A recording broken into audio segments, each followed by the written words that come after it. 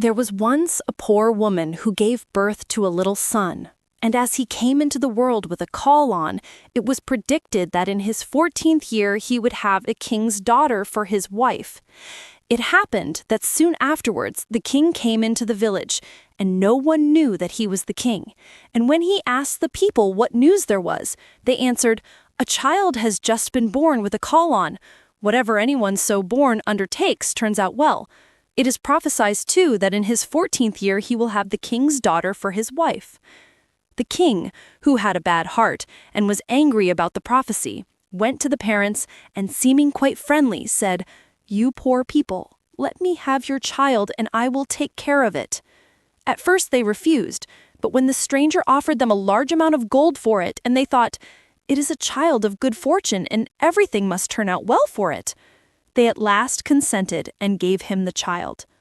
The king put it in a box and rode away with it until he came to a deep piece of water. Then he threw the box into it and thought, "I have freed my daughter from her undesired suitor."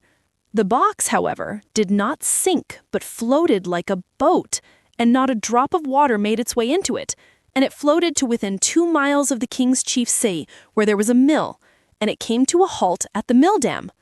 A miller's boy, who by good luck was standing there, noticed it and pulled it out with a hook, thinking that he had found a great treasure. But when he opened it, there lay a pretty boy inside, quite fresh and lively. He took him to the miller and his wife, and as they had no children, they were glad, and said, "God has given him to us." They took great care of the foundling, and he grew up in all goodness. It happened that once in a storm the king went into the mill and asked the millfolk if the tall youth were their son. "No," answered they, "he's a foundling. 14 years ago he floated down to the mill dam in a box, and the mill boy pulled him out of the water." Then the king knew that it was none other than the child of good fortune which he had thrown into the water, and he said, "My good people, could not the youth take a letter to the queen? I will give him 2 gold pieces as a reward." "Just as the king commands," answered they, and they told the boy to hold himself in readiness. Then the king wrote a letter to the queen wherein he said, "As soon as the boy arrives with this letter, let him be killed and buried, and all must be done before I come home."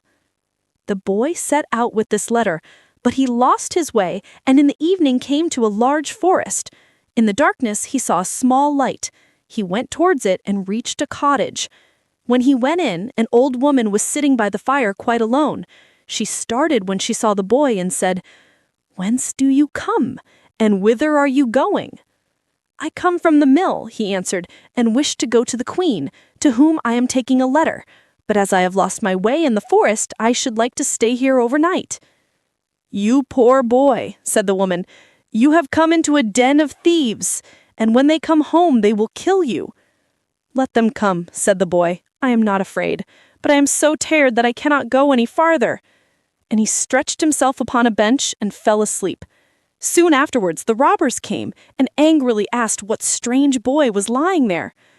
"Ah," said the old woman, "it is an innocent child who has lost himself in the forest, and out of pity I have let him come in. He has to take a letter to the queen." The robbers opened the letter and read it, and in it was written that the boy as soon as he arrived should be put to death. Then the hard-hearted robbers felt pity, and their leader tore up the letter and wrote another, saying that as soon as the boy came, he should be married at once to the king's daughter. Then they let him lie quietly on the bench until the next morning, and when he awoke, they gave him the letter and showed him the right way. And the queen, when she had received the letter and read it, did as was written in it, and had a splendid wedding feast prepared, and the king's daughter was married to the child of good fortune. And as the youth was handsome and friendly, she lived with him in joy and contentment. After some time, the king returned to his palace and saw that the prophecy was fulfilled, and the child married to his daughter. "How has that come to pass?" said he. "I gave quite another order in my letter." So the queen gave him the letter and said that he might see for himself what was written in it. The king read the letter and saw quite well that it had been exchanged for the other. He asked the youth what had happened to the letter entrusted to him and why he had brought another instead of it. "I know nothing about it," answered he. "It must have been changed in the night when I slept in the forest." The king said in a passion, You shall not have everything quite so much your own way." "Aye, whosoever marries my daughter must fetch me from hell 3 golden hairs from the head of the devil. Bring me what I want, and you shall keep my daughter." In this way, the king hoped to be rid of him forever. But the child of good fortune answered, "I will fetch the golden hairs. I am not afraid of the devil." Whereupon he took leave of them and began his journey. The road led him to a large town, where the watchman by the gates asked him what his trade was and what he knew.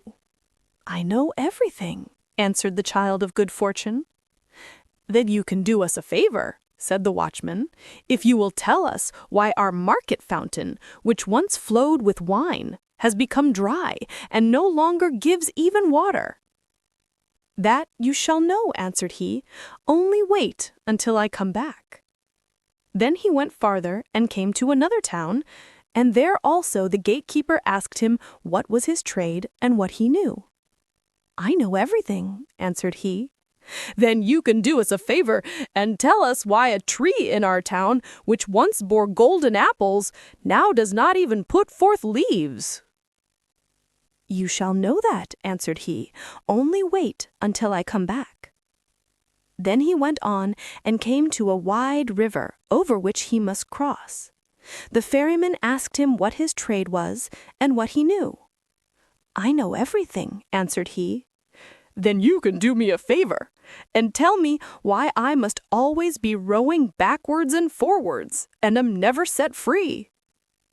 "You shall know that," answered he. "Only wait until I come back." When he had crossed the water, he found the entrance to hell. It was black and sooty within, and the devil was not at home, but his grandmother was sitting in a large armchair. "What do you want?" said she to him, but she did not look so very wicked.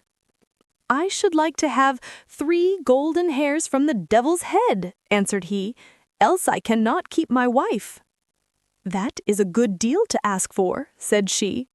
"If the devil comes home and finds you, it will cost you your life, but as I pity you, I will see if I cannot help you." She changed him into an ant and said, "Creep into the folds of my dress, you will be safe there." "Yes," answered he, "so far so good, but there are 3 things besides that I want to know.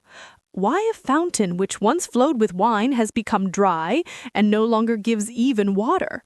Why a tree which once bore golden apples does not even put forth leaves? And why a ferryman must always be going backwards and forwards and is never set free?" "Those are difficult questions," answered she, "but just be silent and quiet and pay attention to what the devil says when I pull out the 3 golden hairs." As the evening came on, the devil returned home. No sooner had he entered than he noticed that the air was not pure. "I smell man's flesh," said he. "All is not right here." Then he pried into every corner and searched, but could not find anything. His grandmother scolded him. "It has just been swept," said she, "and everything put in order, and now you are upsetting it again. You have always got man's flesh in your nose. Sit down and eat your supper." When he had eaten and drunk, he was tired, and laid his head in his grandmother's lap and told her she should louse him a little. It was not long before he was fast asleep, snoring and breathing heavily. Then the old woman took hold of a golden hair, pulled it out, and laid it down beside her. "Oh!" cried the devil, "what are you doing?" "I have had a bad dream," answered the grandmother, "so I seized hold of your hair." "What did you dream then?" said the devil. "I dreamt that a fountain in a marketplace, from which once wine flowed, was dried up, and not even water would flow out of it. What is the cause of it?" "Oh, ho! If they did but know it, there is a toad sitting under a stone in the well. If they killed it, the wine would flow again." The grandmother loused him again until he went to sleep and snored so that the windows shook. Then she pulled the second hair out. "Ha! What are you doing?" cried the devil angrily. "Do not take it ill," said she. "I did it in a dream." "What have you dreamt this time?" asked he. "I dreamt that in a certain kingdom there stood an apple tree, which once bore golden apples, but now would not even bear leaves. What, think you, was the reason?" "Oh, if they did but know it," answered the devil. "A mouse is gnawing at the root. If they killed it, they would have golden apples again. But if it gnaws much longer, the tree will wither altogether. But I have had enough of your dreams. If you disturb me in my sleep again, you will get a box on the ear." The grandmother spoke gently to him and picked his lice once more until he fell asleep and snored. Then she took hold of the third golden hair and pulled it out. The devil jumped up, roared out, and would have treated her ill if she had not quieted him again and said, "Who can help bad dreams?" "What was the dream, then?"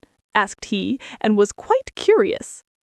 "I dreamt that a ferryman who complained that he must always ferry from one side to the other and was never released." "What is the cause of it?" "Ah, the fool," answered the devil. "When anyone comes and wants to go across, he must put the oar in his hand, and the other man will have to ferry, and he will be free." As the grandmother had plucked out the 3 golden hairs, and the 3 questions were answered, she let the old devil alone, and he slept until daybreak. When the devil had gone out again, the old woman took the ant out of the folds of her dress and gave the child of good fortune his human shape again. "There are the 3 golden hairs for you," said she. "What the devil said to your 3 questions, I suppose you heard." "Yes," answered he, "I heard, and will take care to remember." "You have what you want," said she, "and now you can go your way." He thanked the old woman for helping him in his need, and left hell well content that everything had turned out so fortunately. When he came to the ferryman, he was expected to give the promised answer. "Ferry me across first," said the child of good fortune, "and then I will tell you how you can be set free." And when he reached the opposite shore, he gave him the devil's advice. "Next time anyone comes who wants to be ferried over, just put the oar in his hand." He went on and came to the town wherein stood the unfruitful tree, and there too the watchman wanted an answer. So he told him what he had heard from the devil. "Kill the mouse which is gnawing at its root, and it will again bear golden apples." Then the watchman thanked him, and gave him as a reward 2 asses laden with gold, which followed him. Finally, he came to the town whose well was dry. He told the watchman what the devil had said. "A toad is in the well beneath a stone. You must find it and kill it, and the well will again give wine in plenty." The watchman thanked him, and also gave him 2 asses laden with gold. At last, the child of good fortune got home to his wife, who was heartily glad to see him again and to hear how well he had prospered in everything. To the king he took what he had asked for, the devil's 3 golden hairs. And when the king saw the 4 asses laden with gold, he was quite content, and said, "Now all the conditions are fulfilled, and you can keep my daughter. But tell me, dear son-in-law, where did all that gold come from? This is tremendous wealth." "I was rowed across a river," answered he, "and got it there. It lies on the shore instead of sand." "Can I, too, fetch some of it?" said the king, and he was quite eager about it. "As much as you like," answered he. "There is a ferryman on the river. Let him ferry you over, and you can fill your sacks on the other side."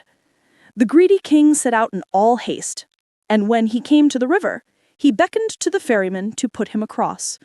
The ferryman came and bade him get in, and when they got to the other shore, he put the oar in his hand and sprang over.